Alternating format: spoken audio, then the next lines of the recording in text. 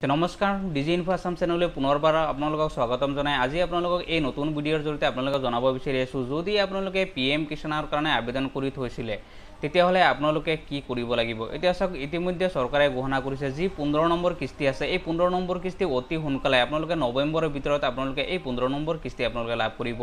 গতিকে এই 15 নম্বৰ কিস্তি আপোনালোকে লাভ কৰিবলৈ কি কৰিব লাগিব বা আপোনালোকে যদি দুই এটা কিস্তি আপোনালোকে পাই থৈছিলে তেতিয়াহলে আপোনালোকে কি কৰিব লাগিব আপোনালোকে জানে যে অসমত প্ৰায় 10 লাখ মান কৃষকে আবেদন কৰিছিলে পিএম কিষাণৰ কাৰণে তাৰ ভিতৰত মাত্ৰ 3 লাখ মানহে কৃষকে এই টকাটো লাভ কৰি আছে বাকি যি 7 লাখ মানুহ এতিয়ালৈকে বাকি আছে সেই 7 লাখ মানুহে যাতে এই পিএম কিষাণৰ টকা লাভ কৰিব পাৰে তাৰ কাৰণে চৰকাৰে এটা লাষ্ট আপোনালোকক সুবিধা দিছে এই সুবিধা আপোনালোকে গ্ৰহণ কৰি যাতে আপোনালোকৰ যিখিনি কাম বাকি আছে পিএম কিষাণৰ সেই কামখিনি যাতে আপোনালোকে কৰিব পাৰে তাৰ কাৰণে লাষ্ট সুবিধা আপোনালোকক এটো দিছে আজি মই আপোনালোকক এই ভিডিঅ'ৰ জৰিয়তে এই সম্পূৰ্ণখিনি জনাম যাতে আপোনালোকৰ কি কৰিব লাগিব তেতিয়াহে আপোনালোকে পিএম কিষাণৰ টকাখিনি লাভ কৰিব কাৰণ আপোনালোকে জানে আপোনালোকে আবেদন কৰি থৈছিলে আবেদন কৰাৰ পিছত আপোনালোকে 2 এটা 3 টা 4 5 টা লোকে মানুহে কিস্তি পাইছে পোৱাৰ পিছত তাৰ পিছত আৰু তেওঁলোকে কোনো কিস্তি লাভ কৰা নাই কোনোবাই 10 টা 12 টা লোকে কিস্তি পোৱাৰ পিছত তেওঁলোকে এই টকা লাভ কৰা নাই কাৰণ ইয়াত বহুত কিটা কাম বাকি আছে আপোনালোকে জানে যে চৰকাৰে 3টা কাম আপোনালোকক কৰিবই দিছে আৰু এইখিনি 3টা কাম কৰাৰ পিছতহে আপোনালোকে এই পিএম কিষাণৰ টকাখিনি লাভ কৰিব গতিকে এই সকলোখিনি আজি মই এই ভিডিঅ'ৰ জৰিয়তে জনাম গতিকে তাৰ লগতে মই আৰু আপোনালোকক সকলোকে এটা ৰিকুৱেষ্ট কৰিম যাতে আপোনালোকে চেনেলটো সাবস্ক্ৰাইব কৰি ভিডিঅ'টো লাইক আৰু শেয়াৰ কৰে কাৰণ আপোনালোকৰ লাইক আৰু এটা শেয়াৰে মোৰ এটা উৎসাহ যোগায় যাতে মই এনেকৈ ভিডিঅ' আৰু আপোনালোকক বনাই যাতে আপোনালোকক এনেকৈ ইনফৰমেশন দিব পাৰো এতিয়া প্ৰথমতে চাওক আপোনালোকে এটা কাম ৰেজিষ্ট্ৰেচন নাম্বাৰ আছে তেতিয়াহে আপোনালোকে এই পিএম কিষাণৰ টকা লাভ কৰিব তে ৰেজিষ্ট্ৰেচন নাম্বাৰ থাকিলেহে আপোনালোকে বাকি যিখিনি কাম আছে আপোনালোকে সেই বাকি কামখিনি কৰিব পাৰিব এতিয়া চাওক মই আপোনালোকৰ হাতত যদি এনেকুৱা ৰেজিষ্ট্ৰেচন নাম্বাৰ আছে তেতিয়াহলে আপোনালোকে কি কৰিব লাগিব কাৰণ আপোনালোকে জানে যে দুই এটা কিস্তি আপোনালোকে লাভ কৰিলে লাভ কৰাৰ পিছত আপোনালোকে আৰু একো টকা লাভ কৰা নাই বা তাৰ পিছত আপোনালোকে কোনো খবৰ খাতি লোৱা নাই যে বা আপোনালোকৰ হাতত যিটো ৰেজিষ্ট্ৰেচন নাম্বাৰ আছে এই ৰেজিষ্ট্ৰেচন নাম্বাৰটো আপোনালোকৰ হাতত বহুতৰ হাতত নাইকিয়া হৈ গৈছে কিন্তু যদি আপোনালোকৰ হাতত ৰেজিষ্ট্ৰেচন নাম্বাৰ আছে তেতিয়াহলে আপোনালোকে এই ৰেজিষ্ট্ৰেচন নাম্বাৰটি প্ৰথমতে আপোনালোকে চেক কৰি চাব লাগিব যে আপোনালোকৰ ষ্টেটাসটো কি হৈ আছে আপোনালোকৰ কিহৰ কাৰণে আপোনালোকে টকাটো লাভ কৰা নাই এতিয়া চাওক মই আপোনালোকে এটা এটাকৈ সম্পূৰ্ণকৈ আপোনালোক দেখুৱাম আৰু যি আৰু সম্পূৰ্ণকৈ আপোনালোক সলিউশন দিম যাতে আপোনালোকে নেক্সট আৰু কোনো দিন যাতে এটো অসুবিধাত নপৰে আৰু আপোনালোকে যাতে যি 15 নম্বৰ কিস্তি দিয়ে এই 15 নম্বৰ কিস্তিত আপোনালোকে বাকি যিসমূহ কিস্তি বাকি আছে এই কিস্তিসমূহ যাতে আপোনালোকে লাভ কৰিব পাৰে এতিয়া চাওক যদি আপোনালোকৰ হাতত ৰেজিষ্ট্ৰেচন নাম্বাৰ আছে তেতিয়াহলে আপোনালোকৰ যি পিএম কিষাণ আছে আপোনালোকৰ এই পিএম কিষাণৰ পৰ্টেলত আপোনালোকে আহিব লাগিব যি সাইট আছে পিএম কিষাণৰ এই পিএম কিষাণৰ সাইটটোত আপোনালোকে আহিব লাগিব আহাৰ পিছত আপোনালোকে ইয়াত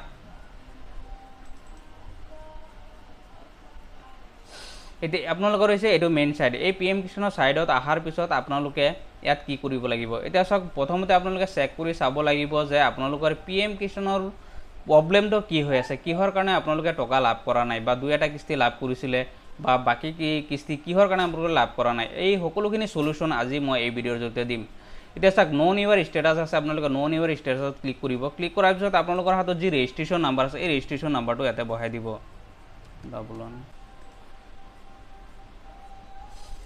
এতিয়া চাওক যেতিয়া আপোনালোকে ৰেজিষ্ট্ৰেচন নাম্বাৰটো দি পেলাই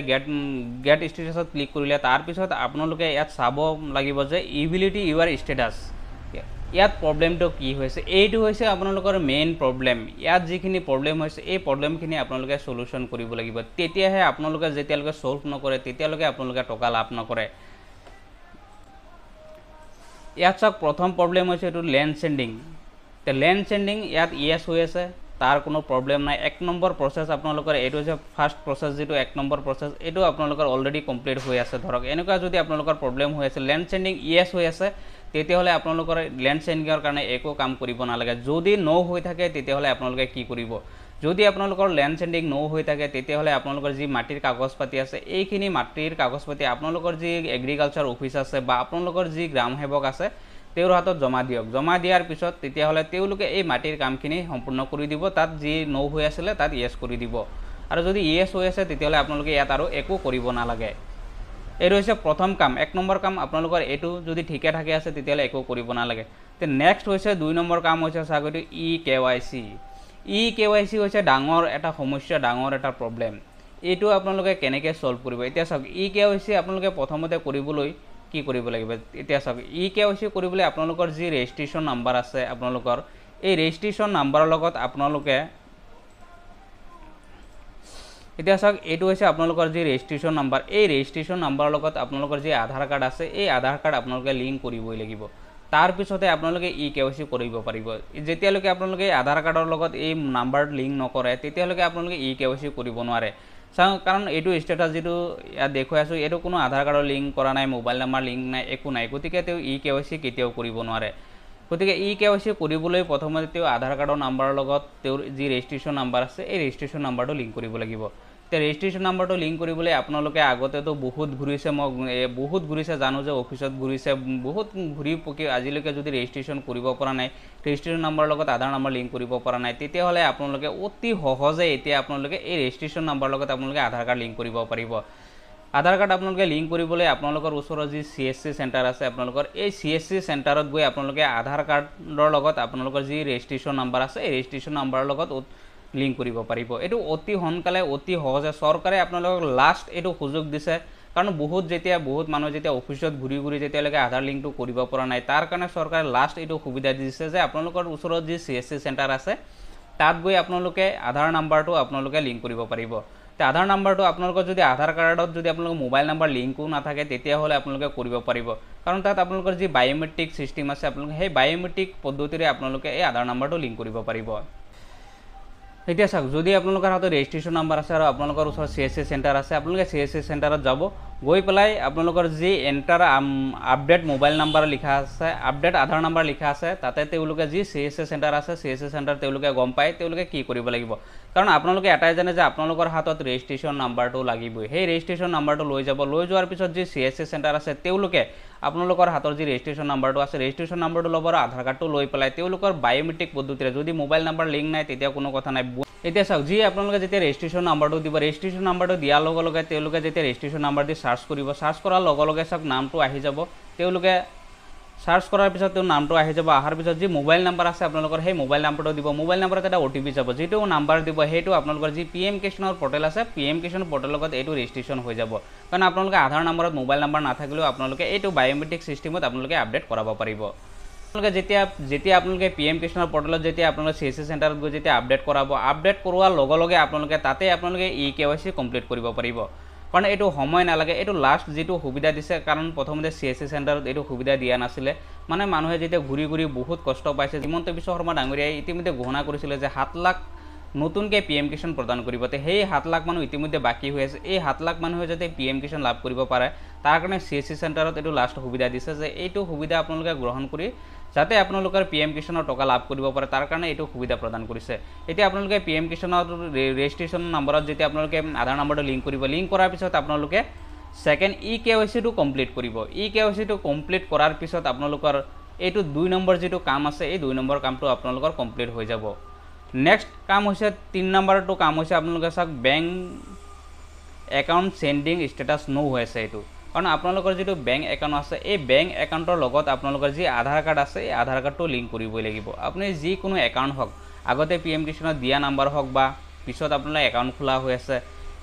তাত কোনো আপোনালোকে চাব নালাগে যে আপোনাৰ যি একাউণ্ট নম্বৰ আছে সেইটো একাউণ্ট নম্বৰৰ লগত আপোনালোকে আধাৰ কাৰ্ডটো লিংক কৰিব লাগিব আৰু আধাৰ কাৰ্ডটো লিংক কৰাৰ পিছত আপোনালোকে এইটো DVD লিংক বুলি কয়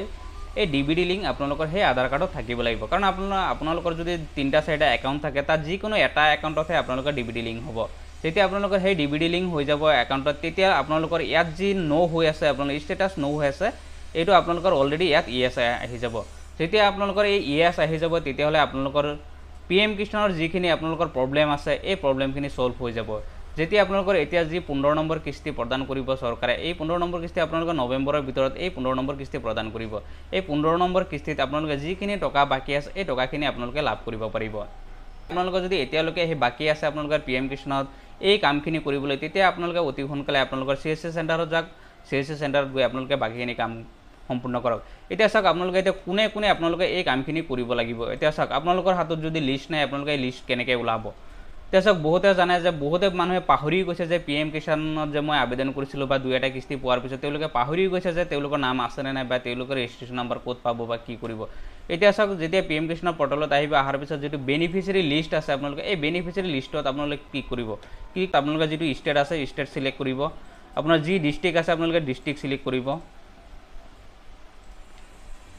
তাৰ পিছত আপোনালোকৰ যি সাব ডিস্ট্ৰিক্ট আছে আপোনালোকে সাব ডিস্ট্ৰিক্ট সিলেক্ট কৰিলে আপোনালোকৰ ব্লক যিটো হয় আপোনালোকে ব্লক সিলেক্ট কৰিলে সিলেক্ট কৰাৰ পিছত আপোনালোকৰ যি গাঁও আছে আপোনাৰ যি গাঁও হওক আপোনালোকে সেই গাঁওটো আপোনালোকে সিলেক্ট কৰক